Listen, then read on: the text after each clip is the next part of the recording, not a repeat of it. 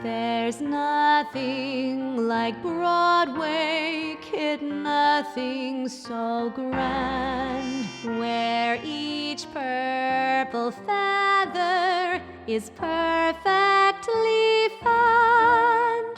Hello and welcome to the Nothing Like Broadway podcast. I am your host, writer-composer David Rackoff of the upcoming off-Broadway musical called Nothing Like Broadway. But on this podcast, what we do is every week we pick a song from musical theater, and then we pick it apart to find out how it works in the context of the show, how it helps tell the story, and how the music works, and how the lyrics work, and how it all works together. So today we are doing Burn from Hamilton. I'm searching and scanning for answers in every line, for some kind of sign, and when you were mine, the world seemed to burn.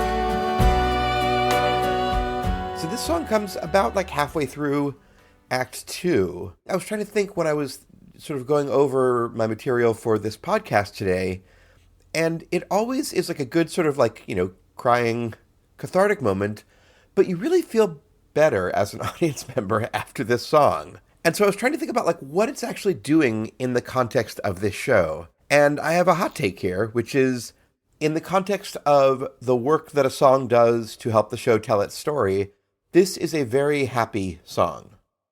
And let me explain that, because that sounds sort of like I'm a terrible person or something.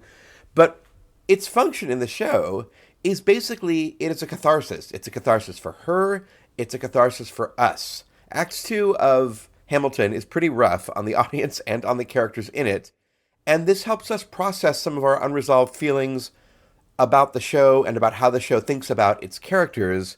We need like a little reset, because if you know the show, you know it's about to get a lot worse. He's being accused of embezzling money from the treasury, which would be, treasonous, basically. And so the reality is that he has been paying off the husband of this woman who he has been having an affair with to defend himself against charges of treason and being corrupt. He says, no, I was being blackmailed by the husband of this woman I had an affair with, and he publishes a paper explaining that to everyone and makes it public. And so he saves his legacy in a way by sort of screwing over his wife and his family. And so this song is his wife, alone on stage, processing this information. What he's done by going public is making her confront it, really seeing, okay, this is who you married, and also everybody knows it. Her family knows it, her friends know it. Like, she's never going to walk down the street and not have everybody know what her husband did to her, which is, in addition to being just personally hurtful, is humiliating. And it's not going to go away. Like, everyone is going to know this information forever and ever. So why am I calling this a happy song? And I'm calling it a happy song because this song gives Eliza agency, which accomplishes several things for the show. It sets up the end of the show where Eliza is going to be doing a whole bunch of active things to preserve Hamilton's legacy, but also just for herself and for the good of the world. And so by having this song show that she is not a long-suffering, passive victim, she's making her claim for her own personhood and her own agency. And so those things that she does later are not like, oh God, after this guy screwed you over so much, you're now still just going to spend the next 50 years of your life that you live beyond when he lived trying to make him look good. It's like, no, she's doing these things of her own volition for her own reasons. And this is when she says, I'm taking control of the narrative. And so when she continues to control it at the end, like one of the themes of toward the end of the show is, who lives, who dies, who gets to tell your story. This is where she is actively making the choice to not tell her story, to deprive the world of her story for this part, so that later on, when she decides to tell his story, it's like she's making an active choice with her eyes wide open, not because she is weak, but because she is strong. There's also one of the sort of fun tensions in the show from when we first meet Eliza and Angelica, who are the two sisters. Angelica is the older, sort of smart, witty, sassy one, and Eliza is the younger, sweeter one who is more of a romantic, who falls in love with Hamilton, Alexander Hamilton. And so there's always a little bit of like, are Angelica and Hamilton going to like have an affair? That's sort of on the table pretty early on, especially in Satisfied, which basically really sets up that like, oh God, these two are like intellectual soulmates, Angelica and Hamilton. Oh, like there's a pit in your stomach that is like, oh no, are they going to have an affair at some point? Like this is going to be real hard to get back on board with Hamilton and also with Angelica if they have an affair. And they have these sort of intellectually flirty things happening. And like me personally, I identify more with Angelica than I do with Eliza, just as sort of like the wordsmithy and obsessing over commas than I do with Eliza. And so it's always a concern when you're watching the show. It's like watching a horror movie where you're worried that like the guy with a knife is going to jump out of a closet on a jump scare. You're kind of always worried that there's going to be a jump scare of Angelica and Hamilton having an affair. And so this song is where it's like, no, that is not going to happen. Angelica is not going to let that happen. I think even Hamilton wouldn't let that happen. Angelica has come home to see her sister once this news broke, and she was dealing with all this trauma, and Hamilton is like, hey, I'm so glad you came. And she's like, fuck you, I didn't come for you, I came for my sister, asshole. And this song lets us get fully on board the Eliza train, right? Like, we're not worried about her being the sort of long-suffering, weak wife who's like sweet but kind of doormat. It's like, no, she's really taking control. So now we are completely on board with Eliza as a human being, which is really important for the rest of the show, and especially for the ending of the show. So I was looking structurally at Hamilton. This is the end of Act 1 of Act 2 song. And what I mean by that is if you were to look at Hamilton as Act 1 its own thing and Act 2 its own thing, if you're just looking at Act 2, you know, like the end of Act 1 of a musical is usually like a really important turning point. That's the case in this. It's just that it's happening, because the show is so long, at the end of the first half of Act 2. And that is what this song does, is it resets the table. And because we're about to get into like their child dying, like a whole bunch of terrible stuff is going to happen, this lets Eliza establish herself as a formidable person, as somebody who is not a pushover, and so that the choices she makes later, like to forgive her husband, to carry on with his legacy, it's coming from a place of strength, not a place of weakness. And so if we had any reservations about, there are a lot of movies and plays and musicals about like special men and the long-suffering wives who put up with a lot of shit. And it's Lin-Manuel Miranda kind of being like, no, Eliza is not anyone's doormat. She's not just the wife. In fact, there's some theorizing that the show is called Hamilton, not meaning Alexander Hamilton, but meaning either both Alexander Hamilton and Eliza Hamilton, or even some people are theorizing that it is really Eliza Hamilton's story, and that's why it's called Hamilton and not Alexander Hamilton. I don't know about that, but I do think it is important that she is a fully rounded, important character, and this song is where she comes into her own. What's happening during the song is she's walking through her feelings about how Alexander was very public about letting the world know about this affair so that he could save himself professionally and ego-wise, really. It's really about him saving his ego at the expense of their marriage and her public self-esteem. And so what she is doing then is taking letters that they wrote each other and literally burning them as a way of taking back her privacy and as a way of purging this information. Like, she is controlling the narrative of what history will know. And it reminds me, do you remember on Friends, each of the girls had an item from a past bad boyfriend and then they burned them? That's kind of what this song is. This is kind of like, it's like, you know, you could have like Phoebe and Rachel and Monica there all burning some stuff, and Eliza is there burning the letters. The other thing this accomplishes in the category of making Eliza a really awesome character who the audience can get behind is we're watching this scene of her purging the record and hitting the delete key on all of the historical documents about how she felt. The world has no right to my heart. We'll get into the lyrics. But this is her erasing all of that while explaining it to the audience. And so all of a sudden now, as a member of the audience, you're now in this elite group who knows what she is feeling and thinking in real time, and no one else is going to ever be able to discover it. Like, that's the feeling of it watching it, right? This is something that is only happening right now. It's a secret, and she burns the letters, and so no one else is ever really going to know the truth about it except for us, those 1,300 people sitting there in the dark watching her, which just is so cool theatrically and just creates this real sense of intimacy between us and Eliza. So musically, first let's talk about the time signature. It's in 6/8, which is not the most common time signature, and it goes 1, 2, 3, 4, 5, 6, 1, 2, 3, 4, 5, 6, 1, 2, 3, 4, 5, 6. I always think of 6/8 as like a very sort of conversational, a little bit folky. It's actually my sort of favorite time signature to write in. Like, even before I wrote music, when I was just writing lyrics and I wasn't really thinking about time signatures, I was just writing and then I would hand it to a composer. One of the composers I work with was like, she's like, well, you're always writing stuff in 6/8. Like, that's like your, like you have your favorite sweater. Lyricists and composers often will have their favorite time signature or favorite mode or whatever, 6/8 as a lyricist is just where my like heart goes when I'm not thinking about it. And I personally feel like it is the most natural speech pattern to me. It's more complex than 4/4, which is like 1 and 2 and 3 and 4 and 1 and 2 and 3 and 4 and right. It's 1 2 3 4 5 6 1 2 3 4 5 6. If you come see the musical Nothing Like Broadway, you will notice that many of the songs are in 6/8. And the first thing that you notice when you're hearing the song is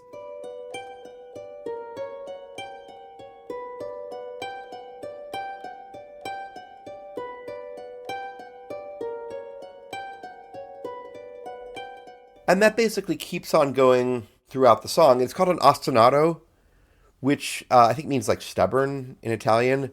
And it's just basically this like figure that just keeps on happening, keeps on happening. And it really shows you that like things are just like rolling along and they're not going to stop. 6/8 is a very like sort of relentless, but in a not too pushy way, kind of a time signature. And the ostinato, in addition to being really pretty, it really sets up that things are progressing. Things are not going to stay the same. She's not going to be in the same place. And it just like is like, you know, like when you're like in a really tough situation and you have to make a decision and it just feels like there's like a weight on your back pushing you forward. That's what this ostinato is doing. So chord progression wise, it's really interesting. It's written in a minor key, and in a minor key, normally the 5th degree of the scale, the chord that's built on would be a minor chord. Here though, it's a major chord. So on the line, do you know what Angelica said when we saw your first letter arrive? Do you know what Angelica said when we saw your first letter arrive?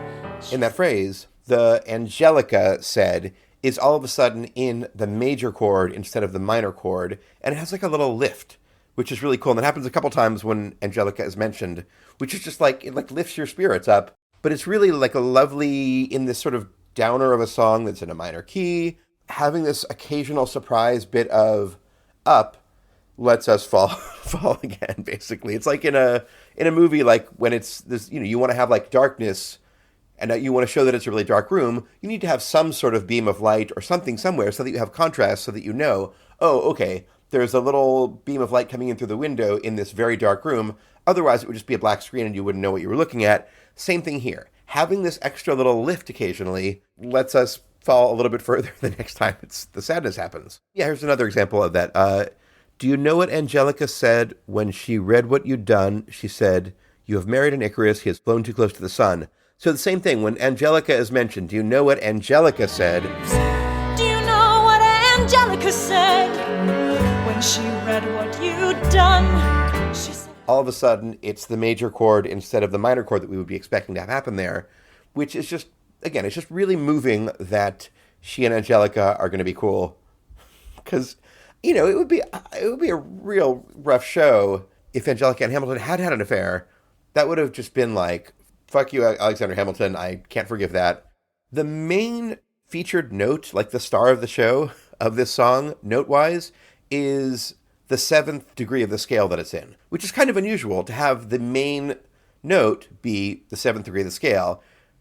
I'll play you several instances of when it just sits on that note. I saved every letter. Do you know what I'm only reading the... And it even ends on that note. And so having the 7th degree of the scale, which is a leading tone, it makes you want to go up to the actual note that's the root of the key that it's in. It just makes this whole song feel like we're like on the precipice of something. It's not sitting and wallowing. It's just like, oh, we're almost there, we're almost there, we're almost there. And it's a very exciting, dramatic sort of way of writing a song that is not as satisfying musically as having the song resolve to, like if this were the last phrase of the song, I'll play it on...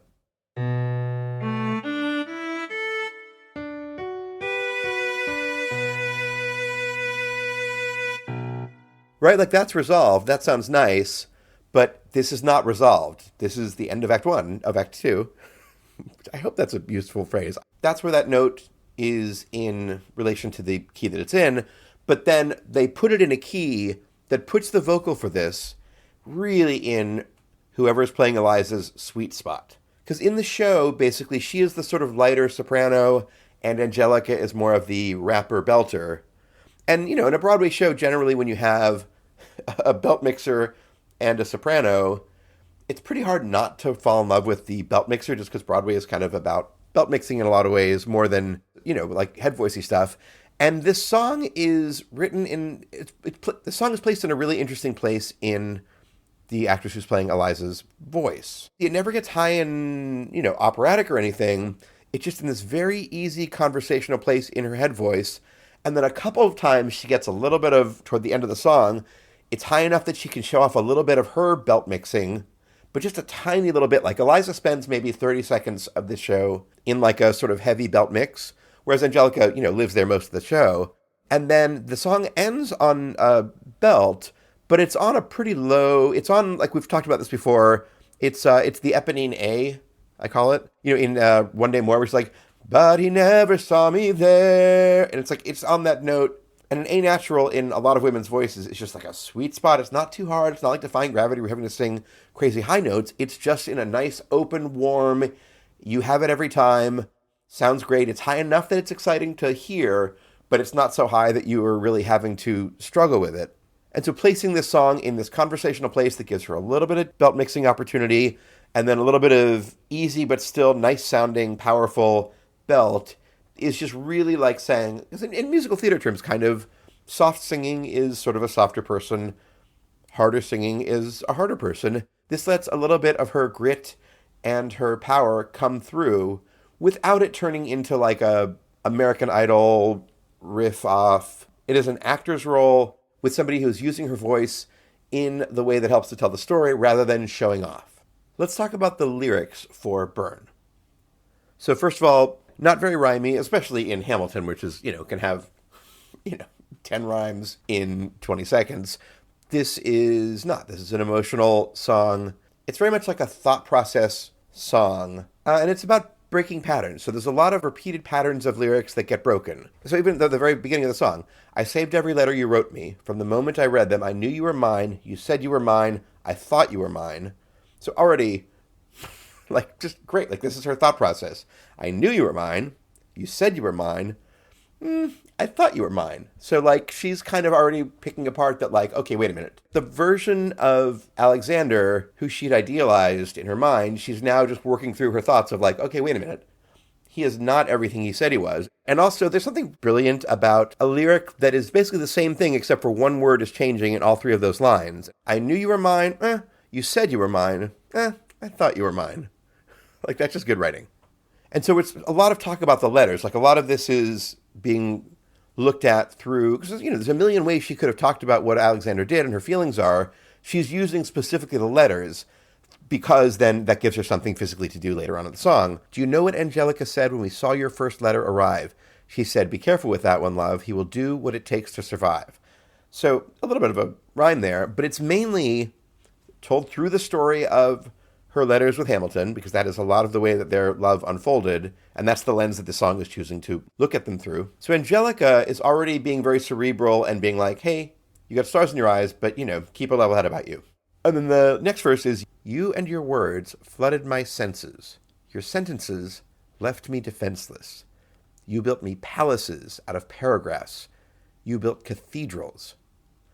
Like, so that is just a beautiful piece of poetry. The euphony of all the different repeated sounds, like, it's not exactly rhyming, but it's poetry. And what's exciting about this is that it's her saying it.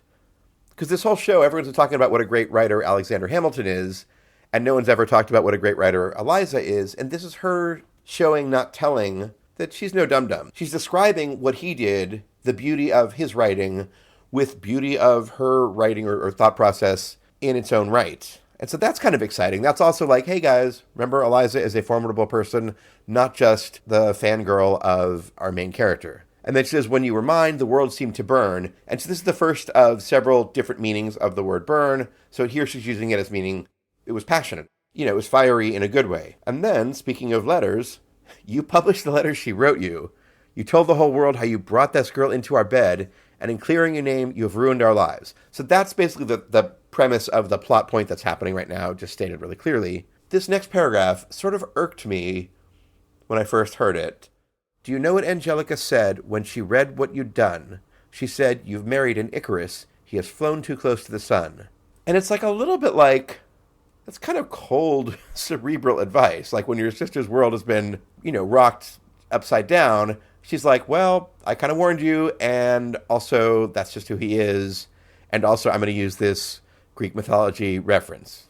It's Greek mythology, right? I think so. But it also brings us back to Angelica is the cerebral one, Eliza is the emotional one, and Angelica is on her side. It reminds us that Angelica, rejected Hamilton's attempt to be like, hey, I'm so glad you're here. This is upsetting for all of us.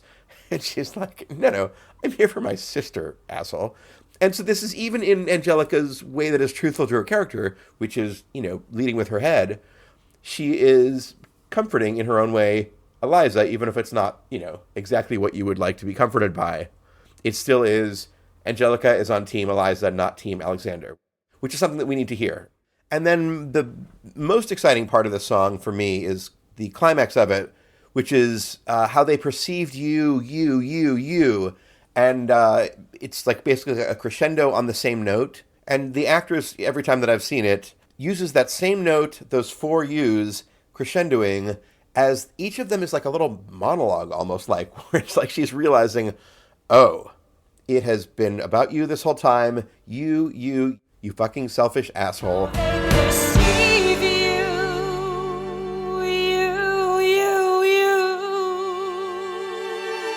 So you is her diagnosing what the problem is. And then at that moment is when she decides to burn all of the letters. The physical stage action that she's taking is to burn the letters, which symbolically and also just practically speaking, deprives the world forever and ever and ever of knowing what she thought, except for us, who are sitting in the audience, who are hearing in the world of the show what she thought. And then we get to the part that is also really thrilling. The world has no right to my heart. The world has no place in our bed. They don't get to know what I thought. I'm burning the memories, burning the letters that might have redeemed you. Her melody modulates up. You forfeit all right to my heart. You forfeit the place in our bed. You'll sleep in your office instead with only the memories of when you were mine, which is just like the part where you're just like, you just want to stand up and cheer, like when she finally gets to this place. And also it gives her vocally, this is her like gritty, belt mixy place, but also it's just, she's just filled with such righteous indignation and anger, and is expressing it finally, and we are just so on her side. Like you really do literally just want to stand up and be like, yeah. This little intense part ends on when you were mine, which is a big open, but still not that high. It's an A note, and then a new meaning of I hope that you burn, meaning I hope that you burn in hell, which is maybe one step too far. Like it gives her a place to come back from because she has slightly, said this thing that's, if you were, a Christian who really literally believes in the afterlife and everything, I don't think that she wants him to literally be tortured for eternity. But that is, very much a human thing that you would say, as I hope that you burn. And it's also from sweet Eliza, having her get to a place where she can just express this venom toward him is very exciting to see. And then it also, again, gives us a place to come back from after the song because things are about to get worse for the characters in the show, Eliza in particular. So there's something in musical theater lyric writing and song conception, but it's really lyric writing mostly where it gets expressed, that I call the Maria problem. So in West Side Story, Stephen Sondheim wrote the lyrics, Leonard Bernstein wrote the music. When they handed over this song to Jerome Robbins, the director and choreographer, Maria, the song we're talking about is Maria, Jerome Robbins was like, well, what's going to happen during this song? And they're like, I don't know, you're the director. These are the words. This is the music. It's a great song. Here you go. And he's like, but what's the actor going to be doing? And Sondheim is like, he's like running through the streets of, New York. And Jerome Robbins is like, well, how are we having someone run through the streets of New York for 5 minutes on a stage?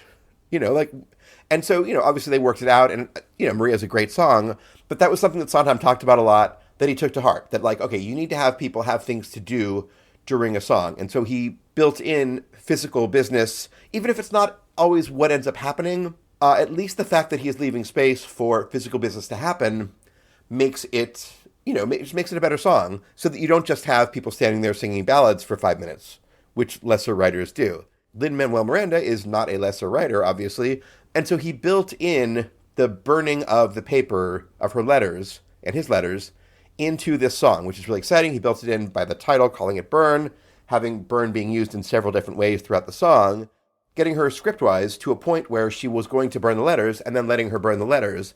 And so it's really exciting to have something, and also it's like a real thing. It's not like pretend burning. She's actually burning letters on stage during this intimate, emotional song.